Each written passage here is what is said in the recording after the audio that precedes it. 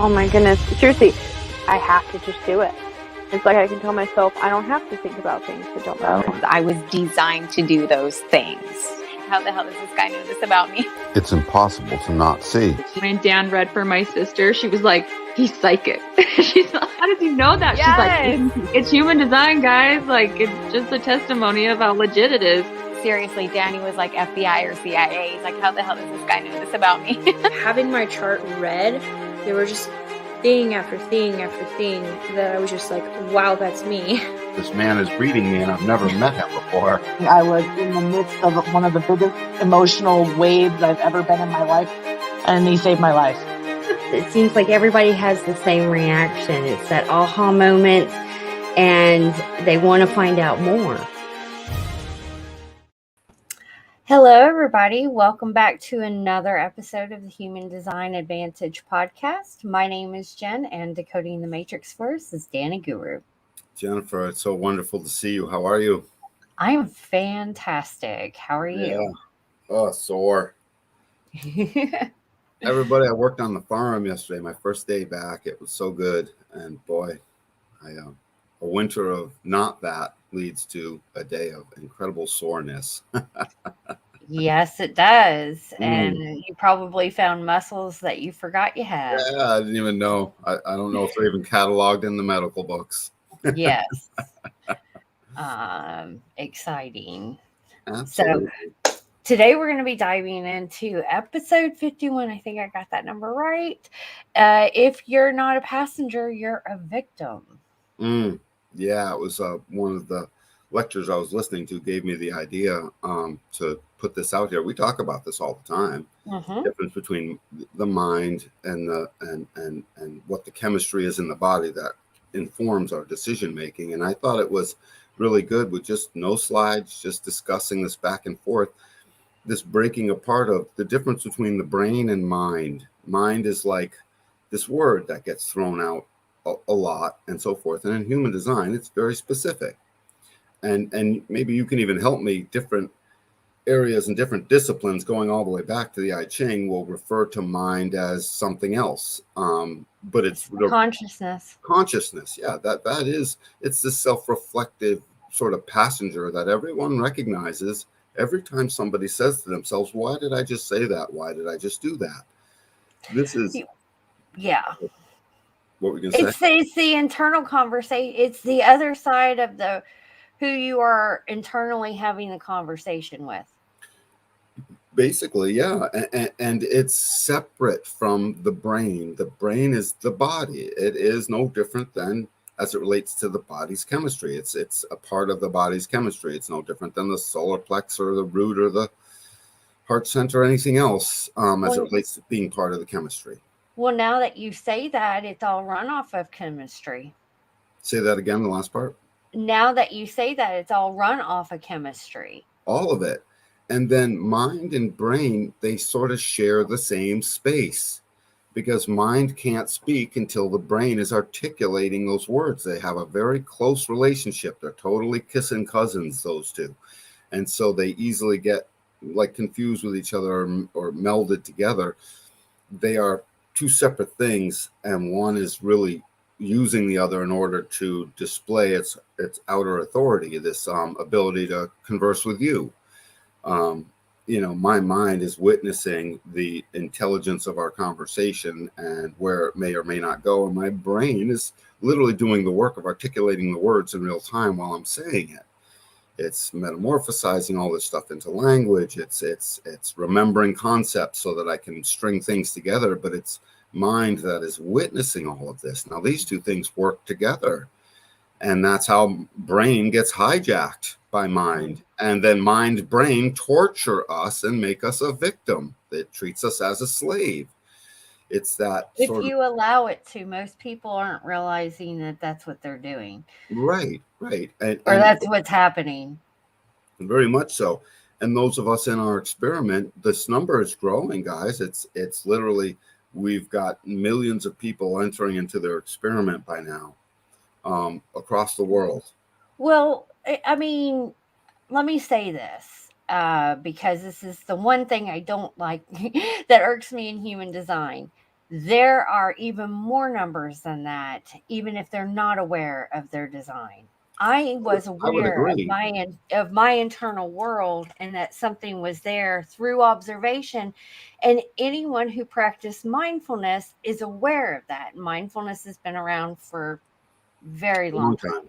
Long time. So, but when you wake up to your human design, you can understand it at a deeper level with the mechanics. But Well put, Jane. That's exactly right. And we've all had various degrees of it. And let's not forget, we all started there, right? yeah, As children.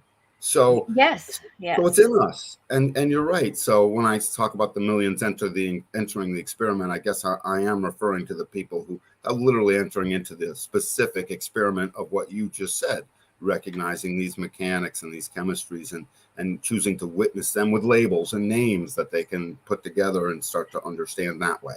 Yeah, well, through mindfulness, that is kind of going into an experiment in itself, Sure. where you are witnessing the internal world, but now you can put a definition or a label of, like, when you see how the energy is expressed, and that's what I like. So when I'm stuck in confusion, Right. I could say, "Oh, I know what that is." Right. That's a relief.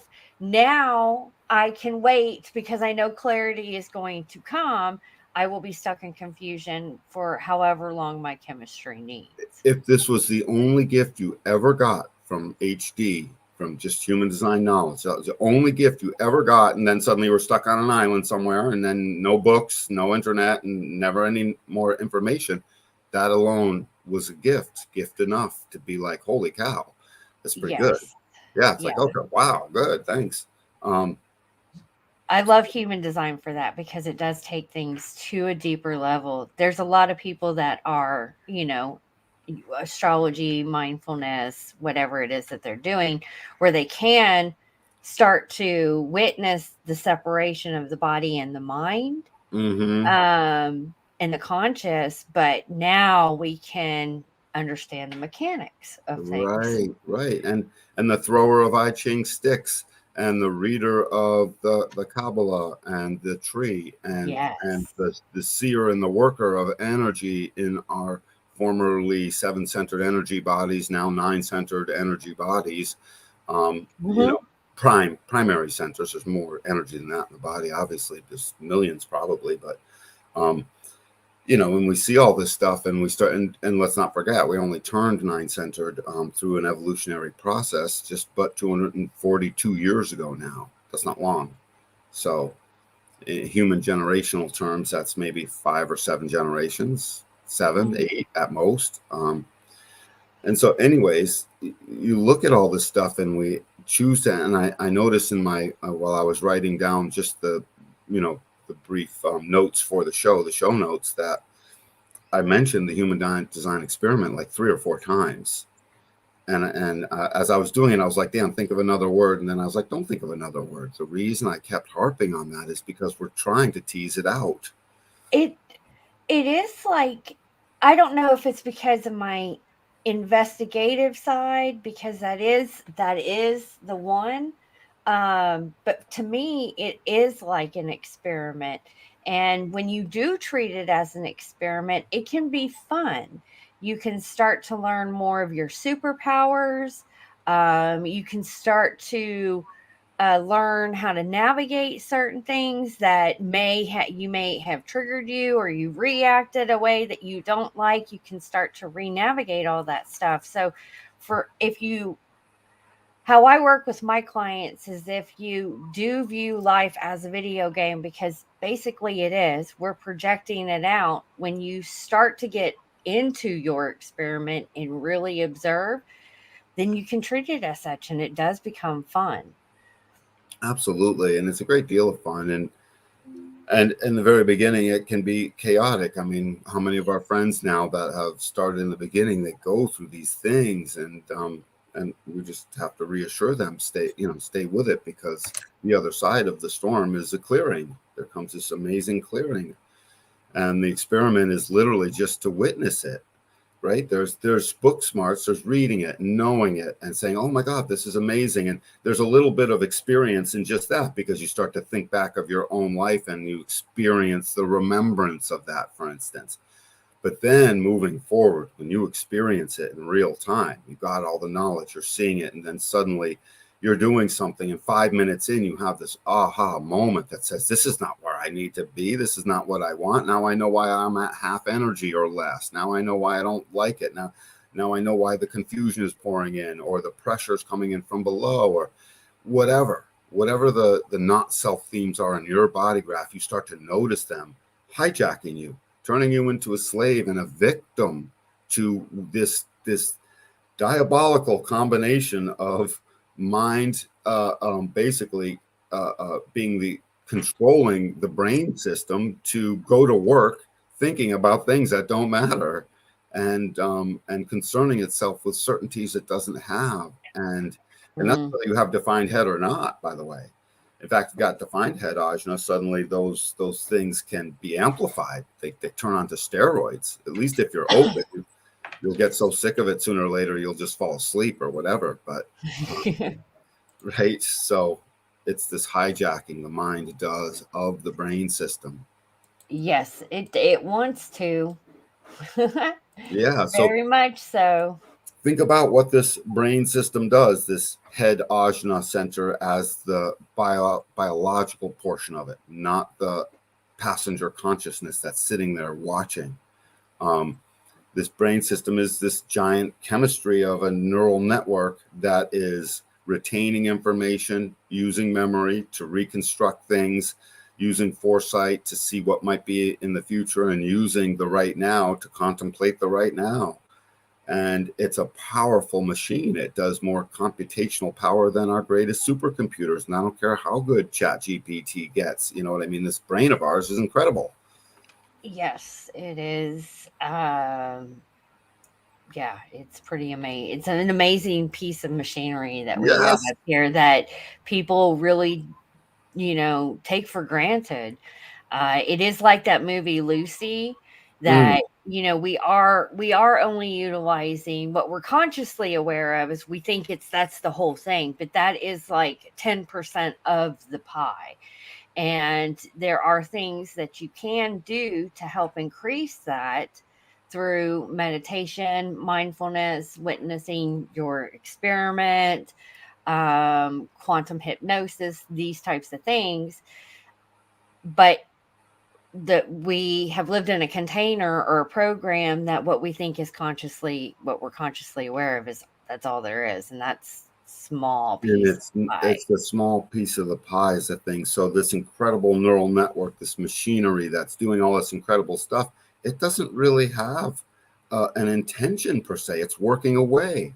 It's the combination of the chemistry and the living form brought together with two crystals of consciousness, these two filtering agents that are literally filtering the neutrino stream that pours through, dragging us into this experiment of our own conscious witnessing of ourselves, this living binary that we are. And in order to survive as ourselves, we need our chemistry to inform our decision making. Yes, or else we're not ourselves. We're a pile of mind hijacked mental nervousness loaded down with computational power. It's like, hey, give a 4-year-old the launch codes to the nuclear pads and all the computing power it takes to direct those things to a place. Not a good idea, Don't do it. Don't give the 4-year-old the red button. They're going to press it. You know what I mean? And that's very much what it is like. We are a binary consciousness. Human design proves this. Anyone in their experiment recognizes it. And if you're not in your experiment, you recognize it anyways if you've done things like what you're referring to, Jennifer. We don't corner the market on knowing that this is a thing. It's just, we have a leg up in the human design experiment to having labels and names to call it all and put it all together in a way we can now, understand it 10 minutes later or an hour later.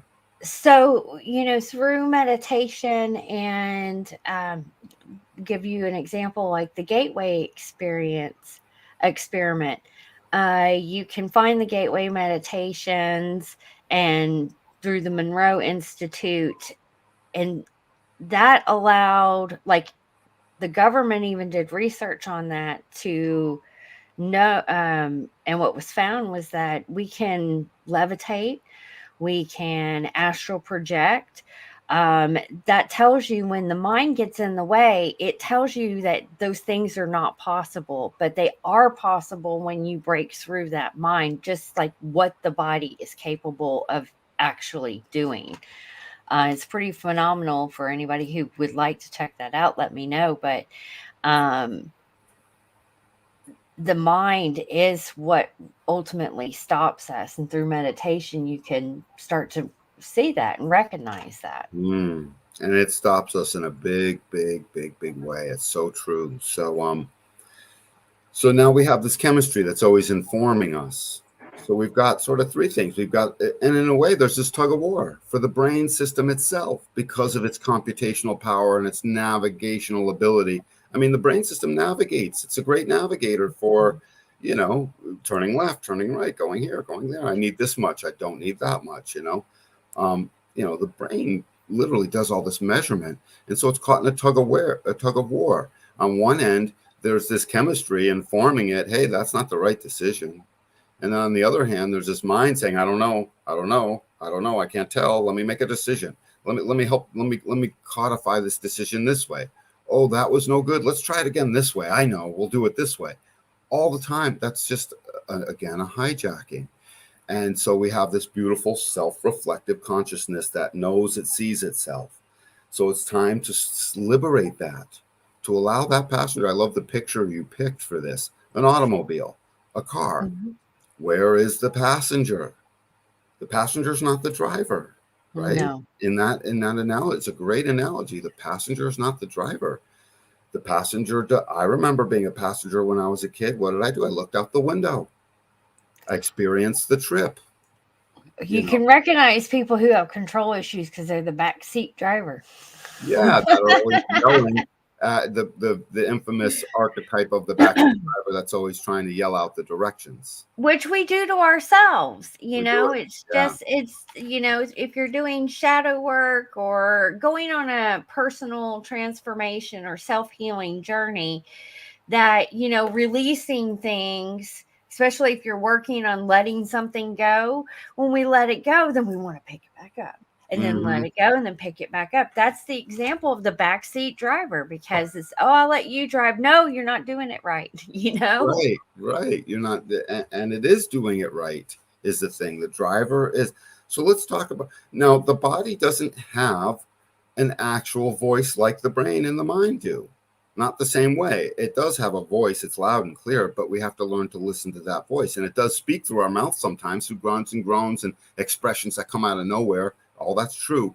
But the brain has a direct connection, a huge advantage. It can articulate. And here we are speaking. That's, our brain is heavily involved in choosing the words we're articulating and the timing in it all.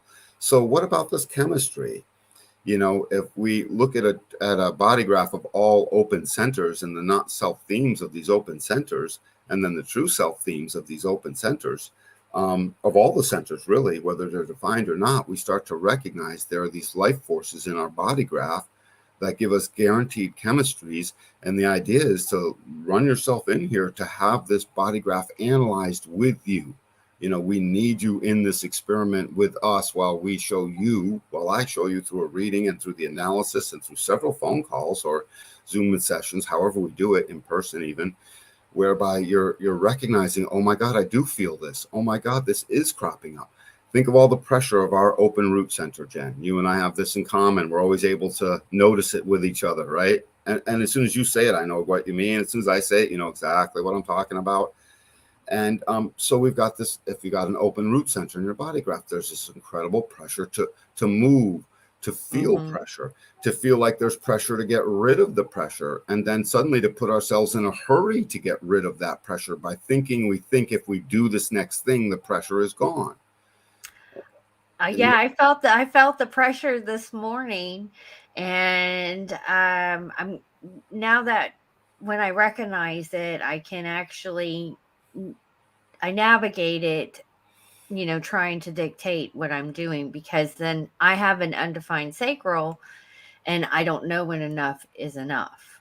And I burn out, I hit a wall, I crash and burn. And Yep. then, and I'm recognizing that that's a And the only way pattern. out is to sleep it off, essentially. Literally, you have to sleep and rest, deeply rest away from that pressure. Well, sometimes it will last for days. Right. Right. Where now that I'm recognizing it, like this morning, I didn't allow it to dictate what I was doing. And I said, it's not my pressure. Right. And since I didn't give it attention, and this is how we manifest through the law of attraction, I didn't give it attention. It started to subside. And then I brought balance between both centers. So that pressure is a chemistry, right? How do we feel pressure unless the chemistry and the hormones and the various workings and the glands and all the things that push through the trillions of actions in our body going on every day? Call that, just as one holistic thing, the chemistry. It's not that big of a leap for us in this day and age to recognize that's all chemistry. So it informs you. Aha. Anyone listening should have this aha moment. My chemistry informs me. Now, at this very same moment, recognize the victimization now going on in your mind.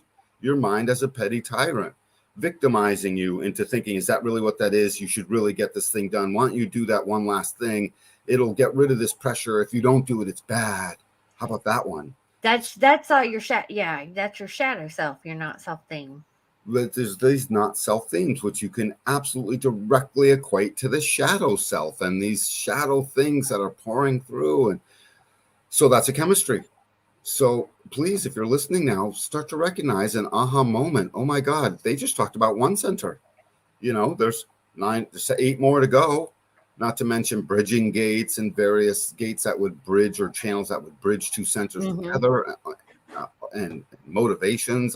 There's 101 things I could point to right now, but the biggest ones and the easiest ones to see that do all the heavy lifting are these, just the surface of the body graph.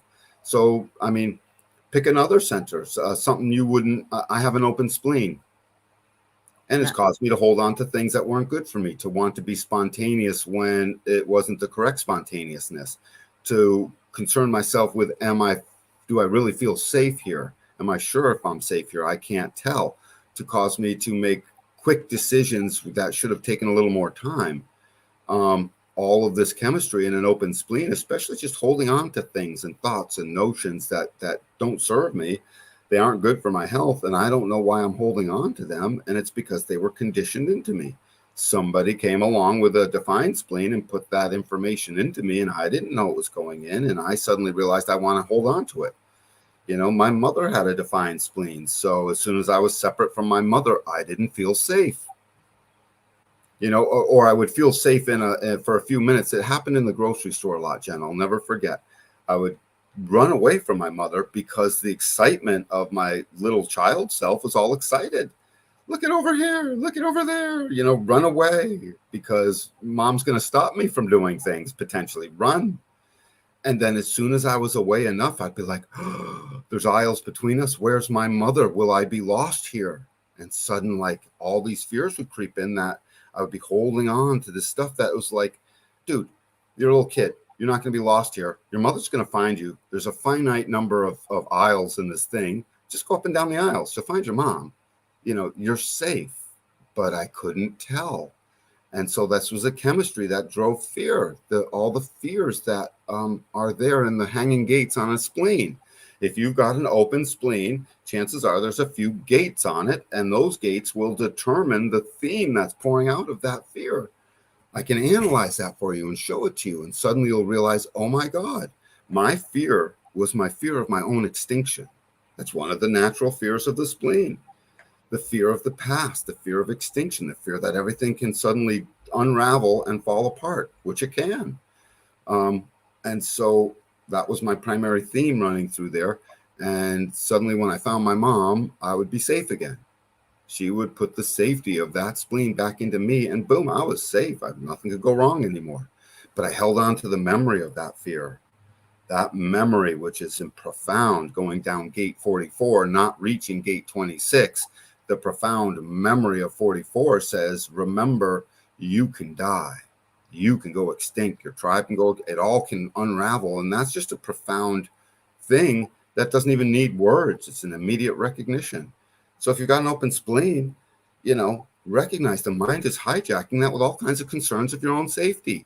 And this pressure to make decisions quickly in a spontaneous way when that spontaneousness isn't yours yet.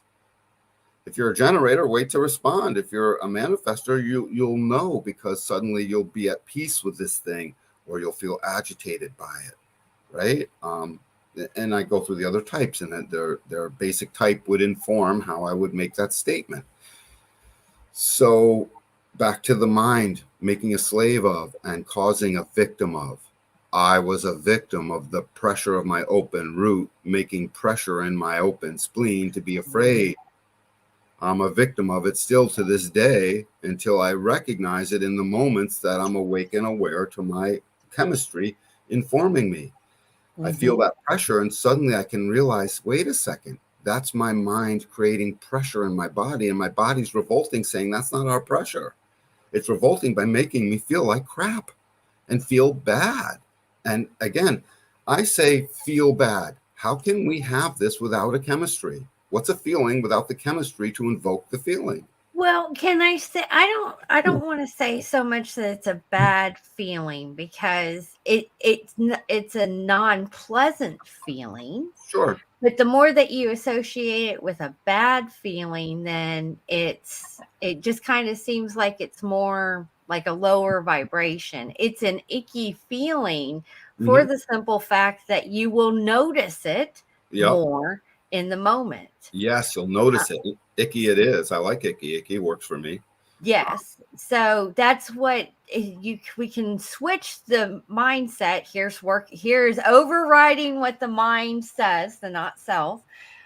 We can switch that to say that that's not real. It may be an icky feeling, but that is alerting you. That's your stop sign. That's your key. Yes. That you need to tap into more of what your chemistry is saying.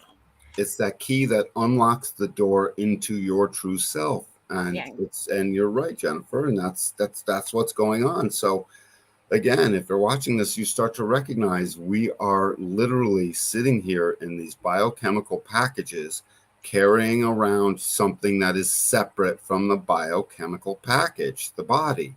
That separateness is this personality consciousness crystal filtering the consciousness field in the universe. I mean, for anybody who thinks there's not this general overall consciousness field inside of the universe itself, literally touching us all, by now I think most people have recognized, there's some kind of string theory thing attaching us all. We're all attached to something. Most of the world is coming to some form of recognition of that one way or another, depending on the language you use and whatever. But that we're all connected. We're all connected. Everything is connected. Yes, and there's this universal consciousness. And listen, we're all here on this planet. That's not a mistake. This isn't just the accidental bump of evolution through billions of years that luckily managed to rise up a life form. This is the universe attempting to experience itself through form. Never mind attempting, it's experiencing itself through form. The conclusion to all of that says, hey, the universe is its own thing. It's it's not just cold, icy space, with some hot stuff in it. It's the conglomeration of a much larger body that we're an aspect of. It sort of leads us to the God consciousness, this Christ consciousness that we're always looking at, that allows us to rise above our fears, our hates, all our things, and become the giving and forgiving and love-filled vessels that we're supposed to be, the ones that wish to commune and have altruistic tendencies and get to levels of enlightenment where they're really at peace with themselves and things are okay no matter basically what you're in. And that dude, this doesn't take place very easily or at all 99.9% of the time until a person is able to witness this experiment of their human design and the difference between the mental system in the mind victimizing the life because it's not listening to the chemistry that's informing the truth of the decision making. You take a little generator child, and I use it all the time, and you ask them at 4 years old, you want some chocolate ice cream, and what do? If they like chocolate ice cream, the answer is just, it's a resounding yeah, and they run towards it because it's pretty cool. Why wouldn't they? That's their sacral informing their decision making. Their mind did not get involved, and it's not part of that decision making. And there's 101 things as adults we can think to. Think of a thing that in an instant moment, Jen, whereby you're emotionally clear and your spleen is giving you this, hey, good, this safe, good, healthy signals, moment to moment to moment. And your chemistry suddenly feels it's good and safe and you're clear. That's being informed.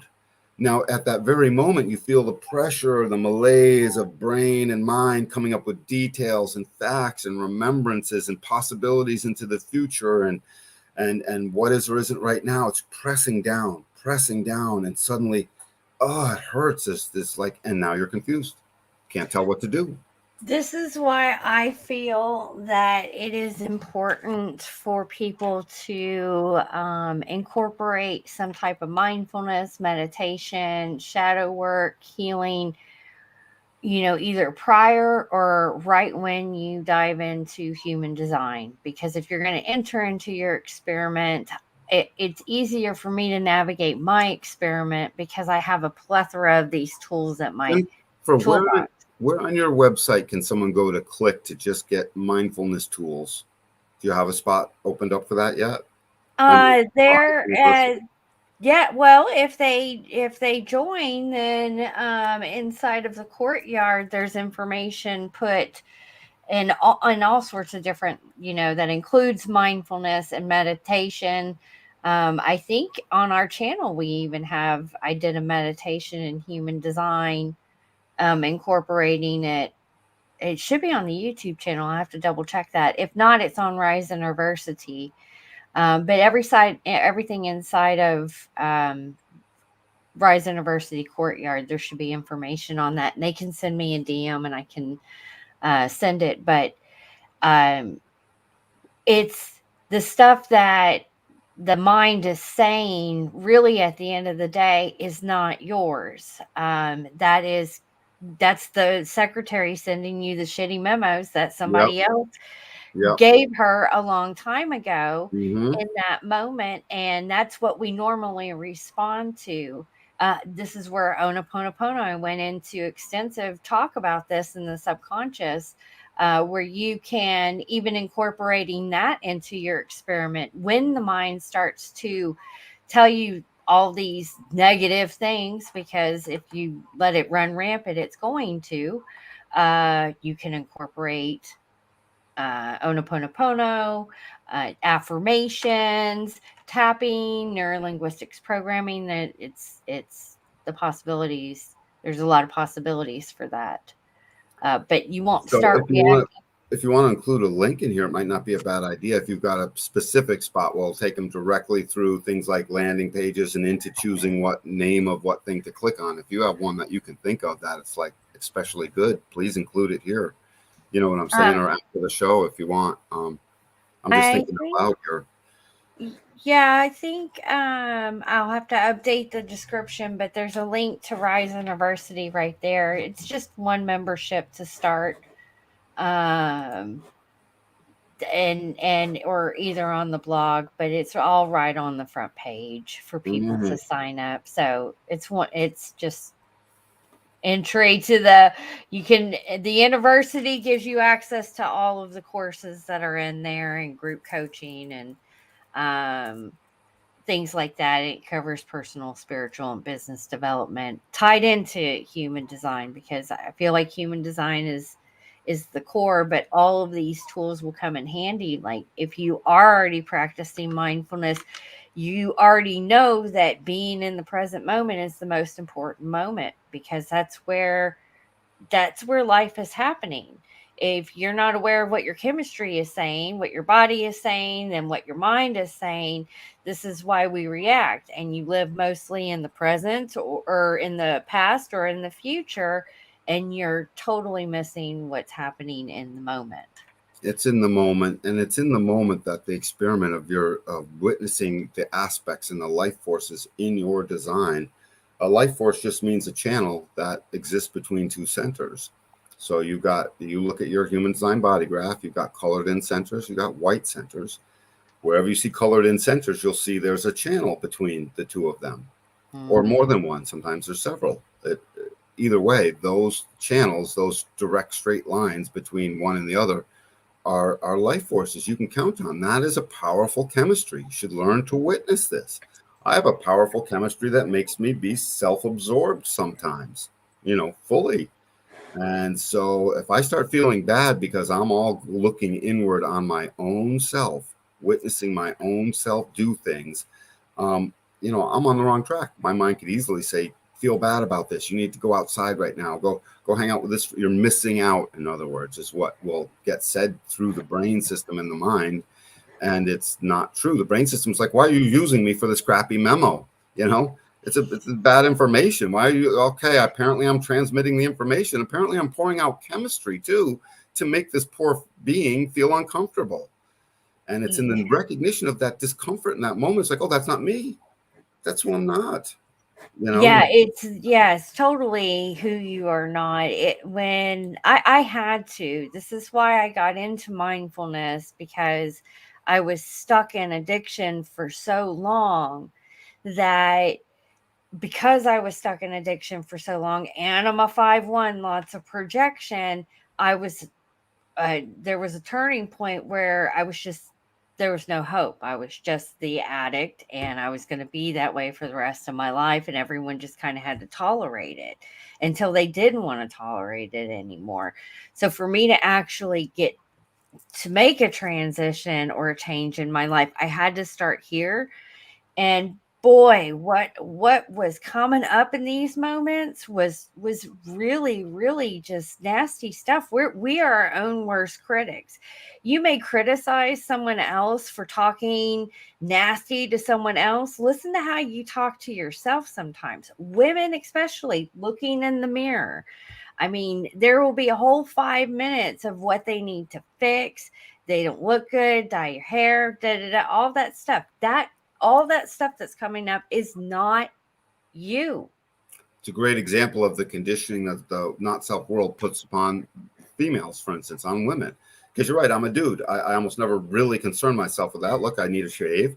You know what I mean? And I come on here as a dude saying, oh, everyone, I need a shave. Sorry about that. And I don't think much more of it. If I mess up my hair a little bit, you'll see how frizzy it is. I have to pull it back. Big deal. Whatever. So that's actually a really good piece of conditioning that's really helpful, because I can speak to that, and we can see how that conditioning is hijacking and victimizing the truth inside of you. So part of this is before I was always talking about witness the chemistry that is correct, and you'll see it and you'll feel good. Now I'm asking you to witness the victimization of yourself through this personality consciousness that is beautiful. It's a beautiful witness. It says lots of cool things. It participates and feels joy and all these things. And it participates as it's witnessing. But start to notice the chemistry that feels not good, because that chemistry isn't you. That's where your body is trying to say, hey, it would be just like you got a cut and your body tells you, hey, you feel pain here because you just broke through your skin and now you're bleeding a little bit. You're okay. You're going to live. It's just, or the chemistry of lots of things, right, that happen. You're getting a cold. It's like your body's not right. And so your body says, no, sleep, rest, take your vitamin C, D, zinc, all the stuff, whatever, the things to make you feel healthy and, get out in nature, get grounded, whatever it is. But so today I'm really just focusing on the things that don't feel good, to recognize that's the enslavement of your body by the mind that doesn't know what it's doing. It's got no business making decisions for you. It's not got no business filtering what seems to be correct or not. It's not got no business pointing at this is good or bad. It's got business witnessing this is not so good. And it just witnesses it. It's not there to make the decision for it. It's there to participate in the body's chemistry informing you. You don't feel good. You're feeling under pressure. You feel like crap. You don't feel safe. Too much didn't know when enough was enough. Burnt yourself out, ran into fatigue. you're emotionally distressed, you don't feel worthy. I'm going through all the centers here, right? You know, you're trying to attract attention, you can't find love and direction, and you're sad. All of these things. This is, as soon as you're sad because of all that stuff, you recognize melancholy is a guaranteed filtering process. It guarantees to filter through that which you weren't, to bring you back up out of the sadness into that which you are. You got to use it that way. So that's a good example from an emotional being. Sometimes when this is where the mind steps in, sometimes when we experience the emotional wave, we can wake up in the morning and have that melancholy, and the mind will step in and try to associate it with something that directly happened, or bring up a past experience, or blame someone. And right. And before you know it, it's a back and forth, back and forth, back and forth. And when Boom. that emotional wave will intensify, because you will have a memory come up, which will trigger an emotion. And then that emotion will trigger more of a memory, and it's back and forth.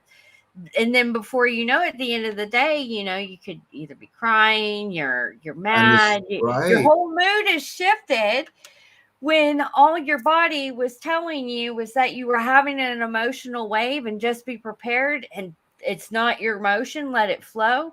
But instead you magnified it with inside of yourself, which then and suddenly the emotional process needed to perform triage on you. And that triage from the emotional system is, you're going way down, honey. You let it exist too much up here in the enslavement factory that is torturing you and victimizing you. And so now what was going to be this clarity giving wave that maybe wasn't even so deep, and it was just something you noticed, has turned into this funk that's going to go on for days, maybe, potentially. And that's, so the wisdom of the emotional wave and the wisdom of the melancholy and the individual circuitry, these two things, that wisdom is a clearing process. When you allow it, it clears out the old and brings back in that which you're clear about. When you fight it, try to find reasons for it, when the mental process tries to find mental reasons for it, you're lost. You can find correlations later that are interesting to witness, but the emotional chemistry itself is simply there as a protective measure.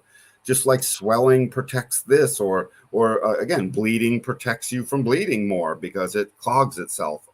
No different than, a cold protects you from getting more sick by giving you this cold now so you don't get more sick later.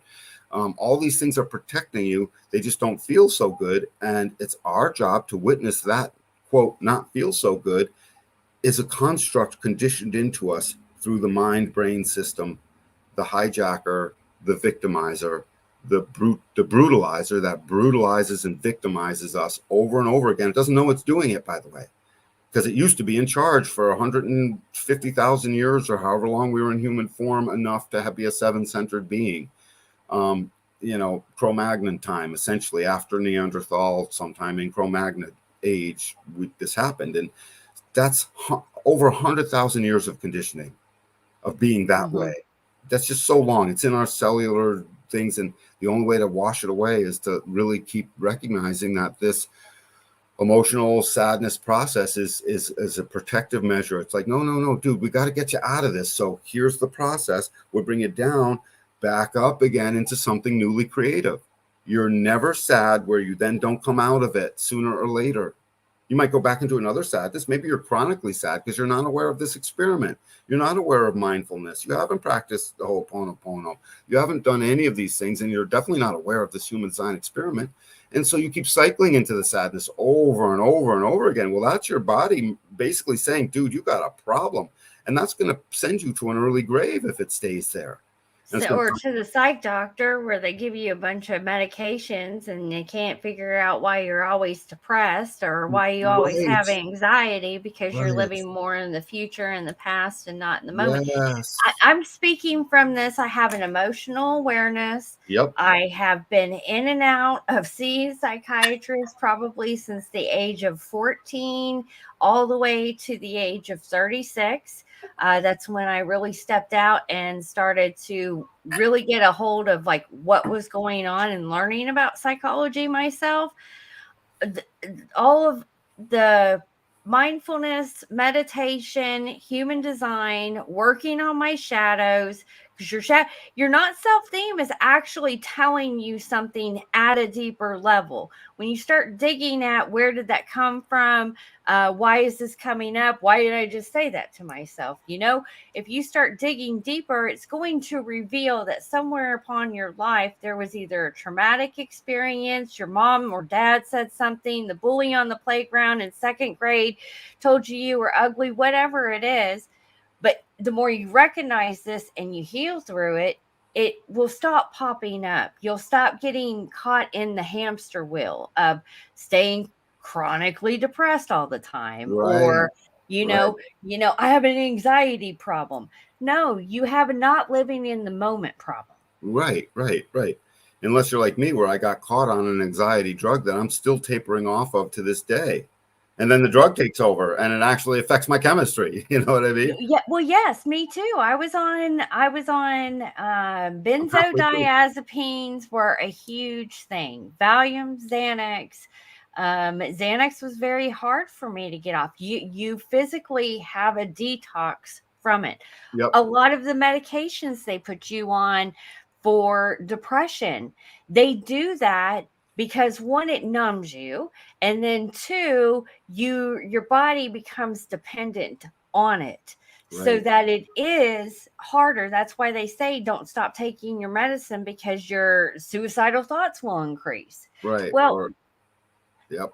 So I'm halfway through my process. My particular thing was a drug called alprazolam, fast acting benzodiazepine family thing, and for quick release and relief of anxiety. I didn't realize as soon as I was on it, this is going back 15 years. So after the first few weeks of being on it, it was the cause of the anxiety, the lack of it, or the dysregulation of it. It was no longer the situation. So it's really supposed to be there. You use it once, blue moon, not regularly. And so I'm halfway through my getting off of it. But to finish wrapping up this show, because I'd like to wrap it up on this note.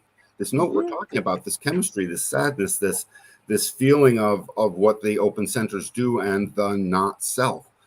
The not self is simply a thing that we put really, really good words and explanations to through the reading and analysis of your chart. I do it with you, and and we get through all the aspects of it. It takes usually a couple of times, and you get into that experiment and you start to recognize all the other things that weren't working for you, and they all start to show up as things that don't matter, things that weren't you, and things you can identify, and you start to get out of that rat race and that cycle of where your mind tortures you and your body keeps fighting back with the chemistry trying to fix it, trying to basically get you back to your 4 and 5-year-old self, that factory reset, back to your perfection. So we bring the 4 and 5-year-old in, we recognize it's always right, we let you see it, seeing it adjusts your way so that you become more yourself. And you start to realize I am informed by the chemistry in my body, and my mental system simply helps invoke that decision and act this decision and find and navigate the way. And then the consciousness is just there to witness, hey, that was pretty good. Good job, brain system, chemistry, body, 5-year-old. Good work. I like this. Much better. A lot less chaos up here. When you allow that to happen, and it happens for everyone, it's uniquely yours, and I've never seen it not work. I've seen it be ignored, but I've never seen anybody who stayed in the reading with me not have the aha moments of their recognition of, holy Christ, holy cow, this is cool, this is true, this is me. I've seen them run away from it in fear, and then I've seen the minds like take over with, oh my God, this is too much, and run away. But I've never seen anybody not recognize it. To this day, I've yet to see truly one that I was reading for, not fully recognize it. So show up into this experiment. Stop allowing the petty tyrant above that isn't even in the body. The personality crystal of consciousness sits above the scalp. It's not even in the body. The design crystal's in the body, working away, controlling the chemistry so that you can be you, constantly fighting back at what this tyrant above us is doing. And it's supposed to take its seat in the back seat and be a witness and enjoy. Kind of like the puppeteer. Yeah. Oh, yes, what a great analogy. It is absolutely the puppeteer with very weak strings. As soon as the body starts to wake up to its chemistry, it can snap those strings pretty easy. It's like, what are you talking about? It sucks. Break them all. You can break them. So it's a thing. Awesome show. So this was our thing. That's quit being the victim of this chemistry. Recognize what doesn't feel so good is in fact a chemistry informing you. Come in and find out what these things are so you can know. And that's it. Yay. Yes. Well, fantastic show. Thank you, everybody who tuned in. If you haven't already, please make sure you like, subscribe, and follow the show. And as Dan was saying, come in and book your session. You can find all the links in the description. I just updated it on the show, so you can find my link if you want to check out, diving into mindfulness, and also everything that is scrolling. So with that said, absolutely. With that said, I'd like to, can I at least forecast what the next two things are? So go for ahead. Wednesday night, I want to do two of our senators, Josh Hawley and maybe Ted Cruz, put them both together. Okay. Just to see what's happening out there in Senate world and forces fighting versus other forces. That's what I'm thinking. Not set in stone yet, because something else may come up, and I know it's not your favorite subject, Jen. Yeah, I know. Like as soon as you said Senate, I tuned out. Yeah, I saw it. So, but hey, so help me think of something else, and we'll go with that one. But the following week on Sunday, I was really thinking about diving into these crystal bundles that we're leaving behind when we don't allow ourselves to pass on correctly. I've dealt with it before, but there's names to these crystal bundles, and if you'd like, Jen, I can send you the class that teaches them. Sure. And so forth. It's pretty cool. When you said that and leave behind, what came in was actually Dr. Lynn through Ho'oponopono. When you start incorporating that into your life, everything is sacred. So we should always be doing our cleaning because, for example, if you're out in public and you sit in a chair, the person before you could have been sitting in that chair and could have been was in her mind, having a bad day, got riled up, left her crap. When she got up, left some stuff behind, and you come in and you sit down and now you've incorporated it. Yep. All good. And it's true. So bring yourself in, and these rogue crystal bundles are running around on this plane, and we're interfacing with them. And I was going to go through the mechanics of what leaves them behind, and in order to collect in such a way, how it is part of the consciousness program, and sort of how we're experiencing it. It'll be a mystical show. Sure. That's all my jam. Yep, because it's only through your experience can you start to see some of these things having been there. And that's what I was thinking about for next Sunday. So I'm done. Wonderful. Everybody have a beautiful and blessed Sunday. Enjoy your Memorial Day tomorrow. And we'll see you on Wednesday. See you on Wednesday. Bye now.